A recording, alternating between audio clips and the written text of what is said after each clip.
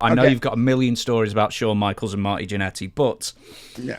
when was the first time you actually wrestled them? Was it AWA or was it in Memphis? Because I know you feuded with them in Memphis. AWA. Yep. And that's where they really taught us, and they were a year ahead of us and starting and everything. And we just clicked and we became the best of friends. And they even lived with us. I mean, Shawn lived with us for a while.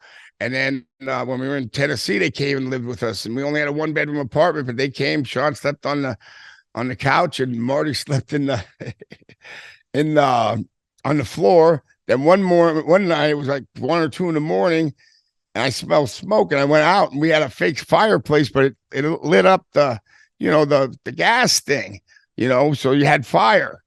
Well, Marty was throwing his bills that he owed in there, and I said, Marty, that's not a real fireplace, you idiot. You'll burn the whole damn complex down. We had a get a fire extinguisher and put it out. I mean, living with Marty was crazy, I'll tell you that. Do you know, I've never had the pleasure of talking to Marty, but everyone who brings up Marty always says he's never changed. He's still the same way. He's still Party Marty, man.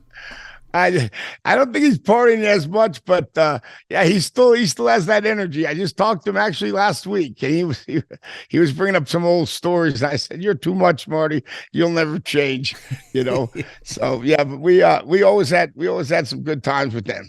Do you know, I know normally people would ask you something like, oh, give us some party stories, with Marty and Shawn and everything. But do you know what? Because you wrestled them really early on, I like to get into some of the specifics of what they taught you as far as the ring.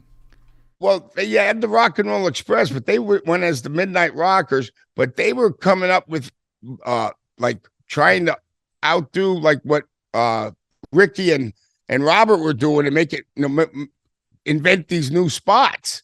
And we were young and we were going for it, and they were good spots. And a lot of the new spots that they were doing with us, we just clicked. And when we wrestled together, man, we were on, you know what I mean? So we wrestled them there, and then we wrestled them we were already ready to go when we wrestled them in Tennessee. We had great matches with them there, but that's because we started in '86 wrestling them, for the AWA.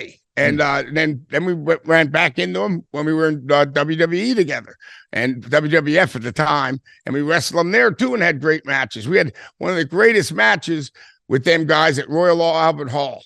And it's still out there. They have that on one of the videotapes back in the day and everything. But that was one of our best matches with them, because we knew both of us knew each other's moves. Like, we knew what we were doing. It didn't matter. It was like bread and butter.